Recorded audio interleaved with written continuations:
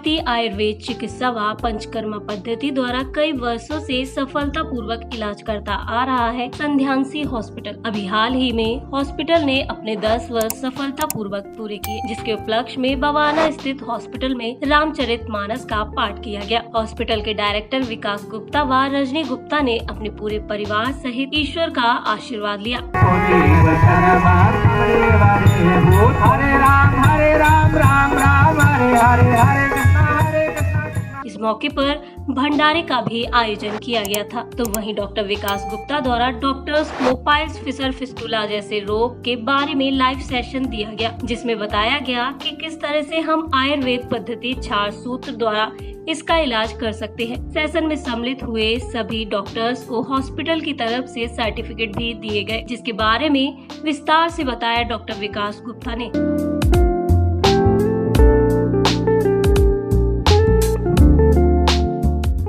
2014 में संध्यांसी अस्पताल और संध्या रमनदास फाउंडेशन की दोनों की स्थापना की गई थी।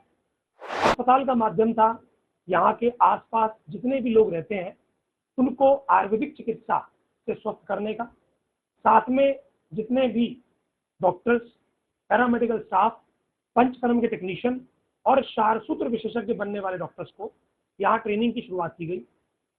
पिछले 10 सालों में कई लाखों मरीजों का उपचार हम इस संस्थान में कर चुके हैं। साथ में कई हजारों स्टूडेंट्स को हम ट्रेनिंग दे चुके हैं।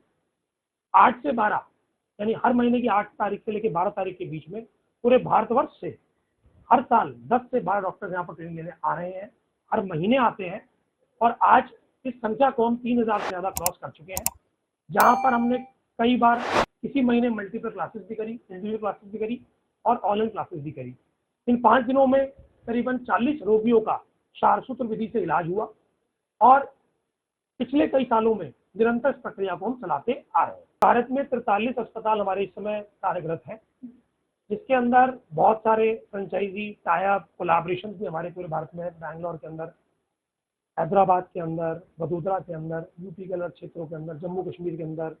इस प्रकार जो लोग इस संस्थान से जुड़ना चाहते हैं वो नीचे दिए हुए नंबरों पर संपर्क करके अपने यहाँ पर आयुर्वेदिक पंचकर्म संस्थान, जहाँ पर सरकारी और प्राइवेट पैनल दोनों की सुविधा से मरीजों का उपचार किया जा सकता है। और आयुर्वेदिक पद्धति के साथ में हमारा जो एक टेक्निकल रिसर्च हमने करी है संध्यांसी हॉस्पिटल संध्या रमनदास फाउंडेशन में कि किस प्रकार रोगियों को तुरंत अलार्म दिलाकर उनको बीमारियों से मुक्त किया जा सकता है। संध्यांसी हॉस्पिटल में हर तरह की बीमारी का इलाज किया जाता है। आज कई बड़े सरकारी संस्थानों को हॉस्पिटल अपनी सेवाएं मुहैया करा रहा है। इस समय अगर मैं बात करूं तो हर राज्य पैनल, उदाहरण के रूप में Delhi government employ health scheme, central government employ health scheme, army का, सीएपीएफ का, एनडीएमसी का, सीबीएसई का, पीडब्ल्यूडी का, हिमाचल गवर्नमेंट का, राजस्थान गवर्नमेंट का, बैंगलोर गवर्नमेंट का यानी कि कर्नाटका गवर्नमेंट का, तेलंगाना गवर्नमेंट का, गुजरात गवर्नमेंट का, आयुष्मान की स्कीम और लगभग सारे प्राइवेट टीके जैसे ICICI Lombard, Niva Bupa, Air India, उसके अलावा हमारा Tata AIG, then HDFC Ergo, इन सब संस्थानों से हमारे पास कैशलेस की चिकित्सा सुविधा उपलब्ध है। तो वही पंचकर्मा स्पेशलिस्ट डॉक्टर रजनी गुप्ता ने भी स्टूडेंट्स को लाइव सेशन के माध्यम से जानकारी दी। आज 12 जून को संध्या रमनदास फाउंडेशन के द्वारा हमारे यहाँ पे एक स्टूडेंट के लिए hand on training programme arrange किया गया है, जिसमें मोर देन 100 स्टूडेंट्स ने आके अपना हैंड ऑन ट्रेनिंग प्रोग्राम किया है। सीधा वैद्य, अग्निकर्म, गर्भ संस्कार के बारे में समझा है। इसके साथ साथ क्षार सूत्र की सर्जरी को कैसे करते हैं, इनकी कॉम्प्लिकेशन को कैसे रिकवर करते हैं, स्टूडेंट्स को हैंड ऑन ट्रेनिंग प्रोग्राम दिया गया है। संध्या रमनदास फाउंडेशन रेगुलर इस तरह के इवेंट्स को ऑर्गेनाइज करती रहती है, जिसमें 10th से पढ़े हुए, +2 पढ़े हुए बच्चे अपना पंचकर्म में अपना भविष्य बना सकते हैं। इनकी 100% जॉब गारंटी के साथ हम स्टूडेंट्स को लेते हैं और उनको स्किल्स के अकॉर्डिंग सब चीज़ों को सिखाया जाता है। How to handle the patient, panchakarma में जो टेक्निक्स होती हैं और उसकी जो कॉम्प्लिकेशंस है उसको हमारे अटेंडेंट कैसे कवर अप करें, जिससे सीरा वैद्य का माध्यम है, जिससे इंस्टेंट पेन रिलीजिंग ट्रीटमेंट्स होते हैं। पहले समझा जाता था कि आयुर्वेद में दर्द को रोकने के लिए बहुत लंबा टाइम लगता है, बट अब ऐसा नहीं है। आयुर्वेद में अग्निकर्म के माध्यम से विदिन 15 मिनट हम पेशेंट के पेन को सबसाइड कर सकते हैं। कहीं पे उसको वैरिकोसिटी की प्रॉब्लम हो रही है तो हम सीरा वैद्य के माध्यम से उसके ब्लड को जो कोगुलेटेड ब्लड होता है, विदूषित ब्लड होता है, उसको निकाल देते हैं, जिससे उसका सर्कुलेशन बढ़ जाता है और पेशेंट का पेन कम हो जाता है।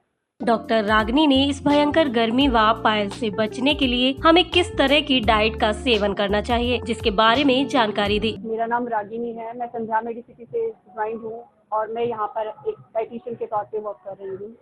जैसे कि मैम लिक्विड है, उसमें कौन सी डाइट लेनी चाहिए? मैम ये बहुत अच्छा क्वेश्चन पूछा है आपने। आज की डेट में हर कोई इस चीज़ से परेशान है कि गर्मी बहुत ज़्यादा है।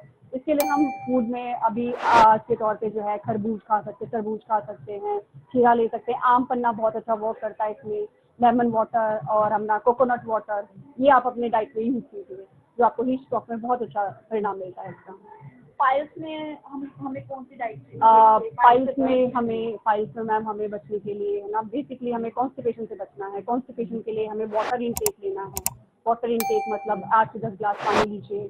खाने में हम छिलके वाली दाल ले सकते हैं, सैलेड ले सकते हैं। सैलेड हमारे लिए बहुत बेनिफिशियल रहता है। खाने से पहले एक प्लेट हम सैलेड ले सकते हैं, फ्रूट्स ले सकते हैं, रॉ मटेरियल में वेजिस ले सकते हैं। Thank you so much. इस मौके पर कई सारे गणमान्य अतिथियों ने पहुंचकर हॉस्पिटल के 10 वर्ष पूरे होने पर उन्हें बधाई दी।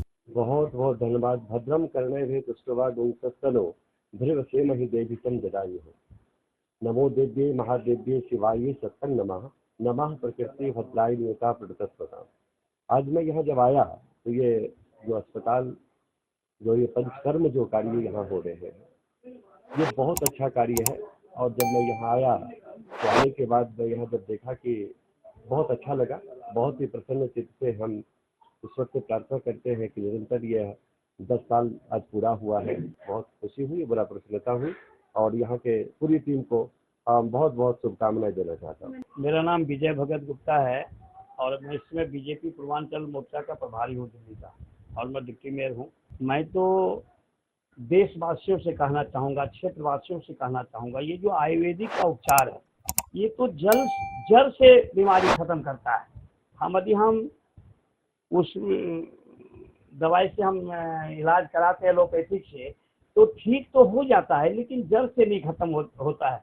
और आयुर्वेदिक जो है बिल्कुल जड़ मूल से बीमारी को खत्म करता है। तो हम सबों को भी आयुर्वेदिक अपनाना चाहिए। जी को ऐसी शुभकामनाएं देता हूँ कि इस तरह के जो काम ये इन्होंने शुरू करे हैं सारे भारतवर्ष में इनका फैलाव होना चाहिए, क्योंकि एलोपैथिक का इलाज बढ़िया नहीं है, उसके साइड इफेक्ट बहुत होते हैं।